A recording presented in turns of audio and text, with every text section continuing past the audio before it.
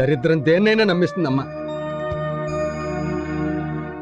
దరిద్రం మనిషికి గాని మనసుకి రాకూడదు నాన్న. ఇవన్నీ ఎందుకు? ఆ ఉద్యోగం మానే.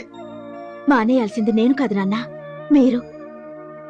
2 ఏళ్ల పాటు నాకు పెళ్లి చేయాలన్న ఆలోచన మానేయండి. ఈ లోపు సరదాలు తీర్చుకుంటావా? నోర్మి, నీ చెల్లెల మీద అంత ప్రేమే ఉంటే రేపే చేసుకుంటా పెళ్లి. నువ్వు ఉద్యోగం చేసి నాన్నకు సాయపడు.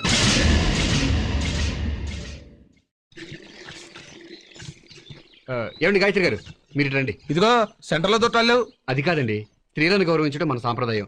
వారి కేటాయించిన ఆర్టీసీ సామెతలు వద్దు. నేను వెనక్కి వెళ్తానులేండి. ఎందుకండి నా ప్లేస్ లో మీరు రండి, నేను వెళ్తాను. ఇదిగో ప్లేస్ లో మాటలు కూడా లేవు. పర్లేదు రండి.